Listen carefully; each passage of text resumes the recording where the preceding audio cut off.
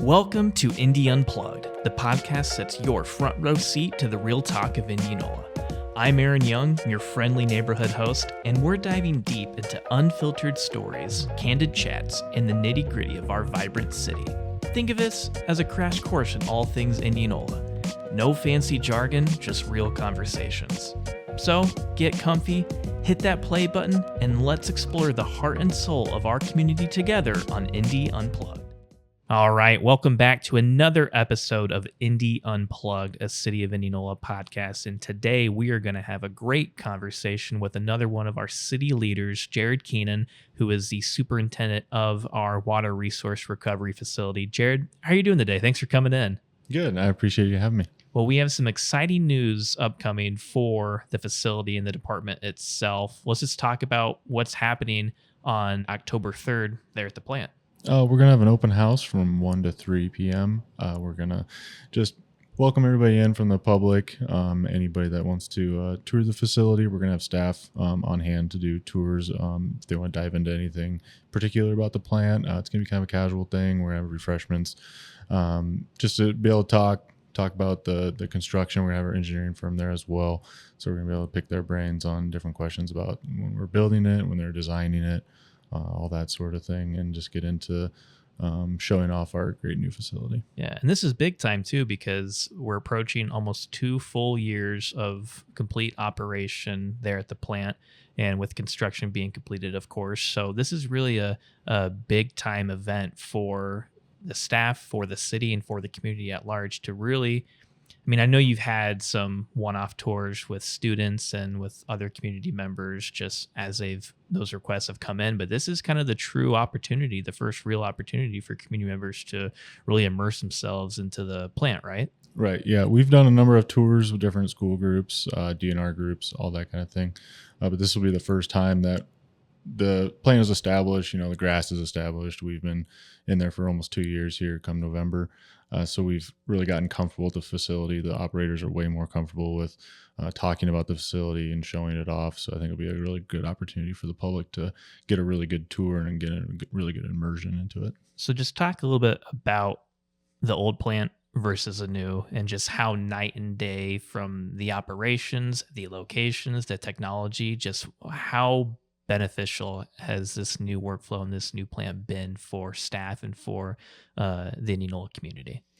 It's a huge difference on so many different levels. The old facility, capacity wasn't there. So that was the biggest thing we struggled with. We weren't able to treat the flow that was coming in. All the way down to the technology. The technology is, it's like riding a horse versus a Cadillac. It's totally different. The things that we can do at this new facility and the things we can monitor and track to help operations so much. We're able to pinpoint when things happen, and not just when it happened, but what else did it affect, and we're able to chart it and look at all those things. And it's so helpful as an operator. And then for the operators as well, for the maintenance, this new facility, it's a lot easier for us to maintain. The old facility it was hard to get parts. Stuff was outdated. You'd try to find replacement parts, and they're like, we don't make that anymore. We don't have that stuff anymore. Now it's, we have a great stock of parts for our pieces of equipment. So if we do have stuff go down, it's just boom, it's right there. We can keep it on staff. We're a lot more organized. So that helps a lot. And so much science behind this too, because within the plant, with the strategy, the IO nutrient strategy, one of the first in the state here in Indianola to be able to incorporate this workflow into the operations. Just talk a little bit more about the science and just kind of the step-by-step process, if you will, of that strategy, and just how it is, how we're good stewards to the environment. Mm-hmm. It's easier for me to explain it, and there's 2 steps to the system. There's biological and there's mechanical. So everything starts out mechanically. We're removing the big stuff that we don't want in our system, like rocks, sticks, that kind of thing. And then it gets a little finer. It tries to remove sand, those inorganics that we can't treat. And then it gets into the biological. So we're basically farmers of microorganisms. We try to keep a certain level of microorganisms in the plant to be able to treat the waste that we're bringing in. And that changes throughout the seasons. Summer, microorganisms, just like us, where we can move a little quicker when it gets cold out. So that water temperature really drops. They move a lot slower. They reproduce slower. So we have to maintain different levels of microorganisms throughout the seasons. And then you bring in large flows with rain, that changes things for us too. So the big thing that we're doing is farming those organisms. We're watching them every day. We want to see what they're doing, their age, how well they're doing at treating. And then after it goes through that biological, then it becomes mechanical again. We settle those out, those microorganisms. The clean water goes over a weir, and that goes out you through a UV system out to the river. And then we either recycle some of those microorganisms or we actually waste them, where they go to another biological system where they're broken down. And then we actually thicken them and then put them into a storage tank where we can reapply to ag fields. And staff are always monitoring. I mean, you talk about that step-by-step process, technology in real time. If there's ever a kink in the system, they're able to assess, address, and correct. Is that right? Right. Yeah. So our SCADA system is constantly monitoring those things. If we have a failure with a pump or any other process, they're alerted immediately and are able to respond. And then every day that we're at the facility, Monday through Friday, we're monitoring through lab tests to check all the things that we need to check for daily stuff. And then we send out more in-depth samples that go out twice a week for our permanent monitoring. Yeah. About how large is the facility itself, the acreage and the total land? Yeah, it's about 15 acres. We don't use all of it. We're really spread out. We have space for growth. We actually have space for another clarifier and another oxidation ditch. So we are pretty spread out right now. There's some empty spots. You can kind of see where that would naturally go. But then we own quite a few acres, about 280, I believe, of acreage around us. And a lot of that is ag field, and that's what we use to apply our biosolids. Wow. And so as the city continues to grow or as demands continue to need to be met, that facility, that plant, it's built for the future. Yeah, exactly. So we monitor our loadings every day. Right now we have a lot of space just with our current sizing for loading. So we have a lot of room to grow just within what we have built right now. So that's really nice to see. We can play with things a lot more. That way we have a lot more room for error. But as the city grows, we have that extra space if we need to build more things. So we're really set up well for the future. Yeah, no, it's an impressive plant. We have awesome staff, so it's just a perfect opportunity for you community members, you listeners, to come on out October 3rd from 1 to 3 p.m. to the Water Resource Recovery Facility's open house. The address of the plant, make sure you get your pen right now. It's 10939 Grimes Street in Indianola, and you can find all this information on our City of Indianola social media channels, as well as our City of Indianola website at www.indianolaiowa.gov. You talked about the rainfall and just how the plant is able to kind of navigate really heavy rainfall. And within this past summer, it was historic levels that Indianola and really the entire state of Iowa had seen. What was that like for you guys on your end, trying to continue to serve the city and continue operations to get back to a normal level? Yeah, so it was a very stressful year. Usually you have your rainy season, April, May, that's normal. But then when you get excessive rains in July, when you're not even really seeing that normally happen, that can change a lot of things. And going back to the difference between the old plant and the new plant, so our new plant, our facility has a 36-inch gravity main that turns into a 40-inch main that comes to the plant, and that we believe is able to convey all that collection system flow, that extra flow, and bring it to the plant. So what we used to see is a lot of issues in the collection system. It wasn't able to get out there. It was kind of bottlenecked. So we would see sanitary sewer overflows or SSOs. This year, we very rarely saw those. I think we documented 2. And that's for what we got this year for rainfall. That was really impressive, especially with talking with the DNR and what the other cities have been seeing. And so we were able to get that to the plant, but then now we're faced with 13 gallons or 13,000 gallons a minute coming through the plant, which we had never seen at our old facility, and we haven't seen this at the new facility yet. So we really got to stretch its legs, see different equipment run in different ways. We have basically a low flow side and a high flow side of the whole plant, and we were really running in high flow a lot. And with those different processes, more equipment needs to come on. At one point, we were running everything we had. We had our high flow pumps running in our headworks. We had both of our grit units running to capture all that grit that was coming in, both oxidation ditches, all 3 secondary clarifiers. We were running our peak flow system. So that's the first in the state that's been implemented. So we have a 10 million gallon a day capacity peak flow unit, basically giant filters that were running as well. And then our UV system was running all 3 banks all on all day to treat our effluent to go to the river. So we got to see the whole plant on all at once. And a lot of the guys kind of commented, it's like there's almost like a hum out there when you're seeing everything just going and all that flow coming in. If you see a peak flow of 13,000 gallons a minute, that's a lot of flow. But we were able to handle it. And that was the most impressive part for all of us to see. Yeah, no, I mean, I've been out to the plant and just having those conversations with you away from the podcast recording. It's just incredible to see the plant and the technology and the staff working day in, day out to serve the community. So when we had that heavy rainfall, how long of a stretch was it for those, like, rigorous schedules and monitoring and everything? How long did it take between heavy rainfall, it being completed, to then getting back to normal? That was the challenging part, and a huge shout out to the staff. I mean, those guys, they shifted their schedules around to work 24/7 to make sure the plant was monitored. The on-call guy was able to handle a lot of things, call in staff when they needed it. So it wouldn't have ran as smoothly if it wasn't for them to make those sacrifices to come in the middle of the night and stay overnight and monitor things. But it was a huge challenge, especially with the rainfall events that happened back to back.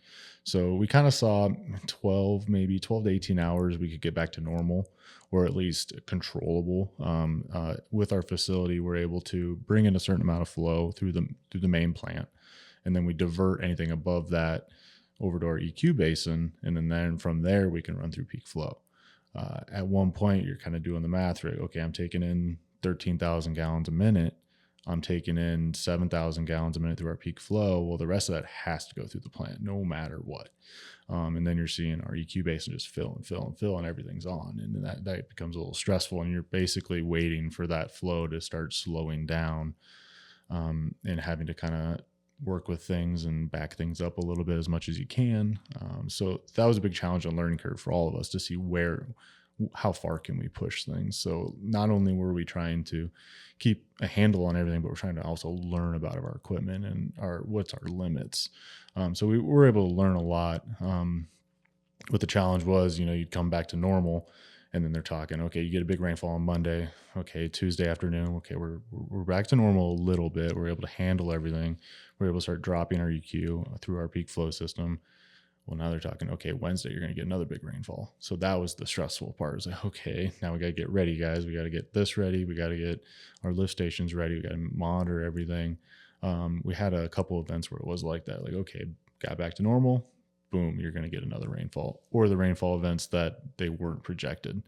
I know we had at least one really big one where we didn't hear a thing about it on the radar. I mean, we watched the weather, didn't say a word, and then boom, we got 4 inches, and we were like blindsided, but the guys responded really well to that. Yeah. And while you're handling that, everything at the plant, you're also having to serve the community whenever there are emergencies. So you're thinking about, flooded toilets, flooded basements, that kind of degree. How do you and your team balance all the different demands that the job comes with, managing the plant and the regulations and requirements that are expected there from a level standpoint, to then providing that crisis, we'll call it, service to residents and property owners in Indianola? Yeah. So at the beginning, it was with the new facility and the learning of it. It was challenging because we're like, okay, where do we need to be?